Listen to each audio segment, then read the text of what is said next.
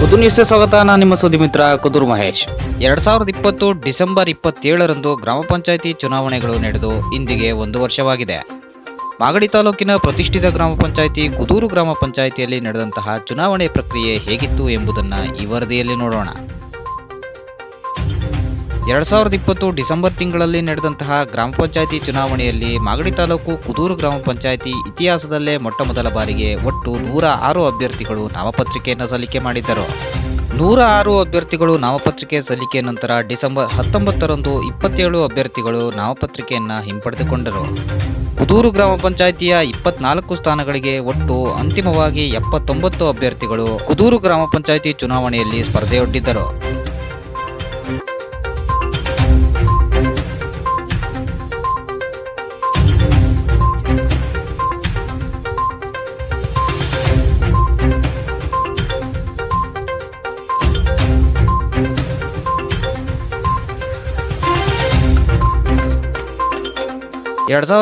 December 27ರಂದು ನಡೆದಂತಹ ಗ್ರಾಮ ಪಂಚಾಯಿತಿ ಚುನಾವಣೆಯಲ್ಲಿ ಕುದೂರು ಗ್ರಾಮದ ರಾಮಲೀಲಾ ಕ್ರೀಡಾಂಗಣ ಸೇರಿದಂತೆ ಮತಗಟ್ಟೆ ಕೇಂದ್ರಗಳ ತುಂಬೆಲ್ಲ ಜನಜಂಗುಳಿಯೇ ತುಂಬಿತ್ತು.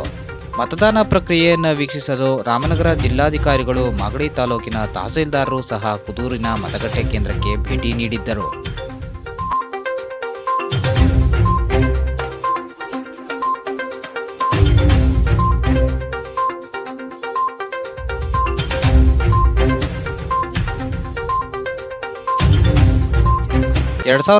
ಡಿಸೆಂಬರ್ 31ರಂದು ಗ್ರಾಮ ಪಂಚಾಯಿತಿ ಚುನಾವಣೆಗಳ ಫಲಿತಾಂಶವು ಪ್ರಕಟವಾಗಿದ್ದು, ಅದರಲ್ಲಿ ಕುದೂರು ಗ್ರಾಮ ಪಂಚಾಯಿತಿಯ ಚುನಾವಣೆಯ ಫಲಿತಾಂಶ ಕಾಂಗ್ರೆಸ್ ಪಕ್ಷದ್ದಾಗಿತ್ತು. ಹೌದು, ಒಟ್ಟು ಕುದೂರು ಗ್ರಾಮ ಪಂಚಾಯಿತಿ ಚುನಾವಣೆಯ ಫಲಿತಾಂಶದಲ್ಲಿ 14 ಕೈಬೆಂಬಲಿತ ಅಭ್ಯರ್ಥಿಗಳು ವಿಜೇತರಾಗಿದ್ದರು. ಈ ಚುನಾವಣೆಯಲ್ಲಿ ಕುದೂರು ಗ್ರಾಮ ಪಂಚಾಯಿತಿಯ ನೂತನ ಅಧ್ಯಕ್ಷರಾಗಿ ಭಾಗ್ಯಮ್ಮ ಚಿಕ್ಕರಾಜುರವರು, ಉಪಾಧ್ಯಕ್ಷರಾಗಿ KB ಬಾಲರಾಜುರವರು ಆಯ್ಕೆಯಾದರು.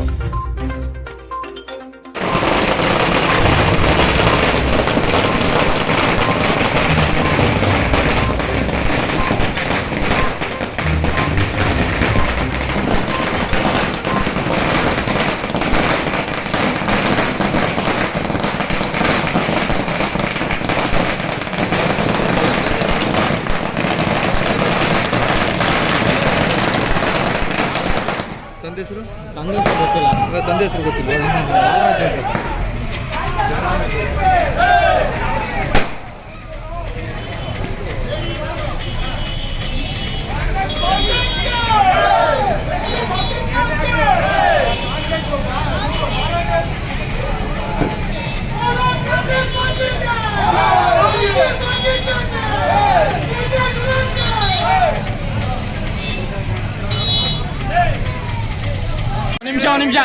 ನಿಮಿಷ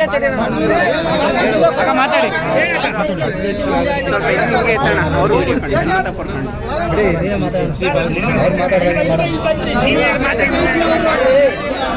ನಮ್ಮ ಕಾಂಗ್ರೆಸ್ ಪಕ್ಷ ಕಾರ್ಯಕರ್ತ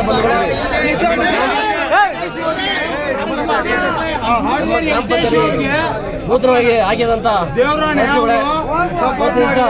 ಹೆಚ್ಚಿನಾಗಿ ಅಧ್ಯಕ್ಷ ಉಪಾಧ್ಯಕ್ಷ ಮತವನ್ನು ಹಾಕಿ ಅಧ್ಯಕ್ಷ ಉಪಾಧ್ಯಕ್ಷ ಬಾಲಣ್ಣ ಉಪಾಧ್ಯಕ್ಷ ಭಾಗ್ಯಮ್ಮ ಅಧ್ಯಕ್ಷ ಮಾಡಿ ನಾವು ಊರಿಗೋಸ್ಕರವಾಗಿ ಎಲ್ಲರೂ ಒಗ್ಗಟ್ಟಾಗಿ ಎಲ್ಲ ಮಾರ್ಗದರ್ಶನ ಆಶೀರ್ವಾದದಿಂದ ನಮ್ಮ SC ಬಾಲರಾಮ ಮಾಜಿಶಾಸಕರು ಅವರ ಆಶೀರ್ವಾದ, ಅವರ ಮಾರ್ಗದರ್ಶನ, ಅವರ ಮಾರ್ಗದರ್ಶನ ನಾವು ಪಡ್ಕೊಂಡು ಊರನ್ನ ಅಭಿವೃದ್ಧಿ ಮಾಡೋಕ್ಕೆ ಒತ್ತು ಕೊಡ್ತೀವಿ.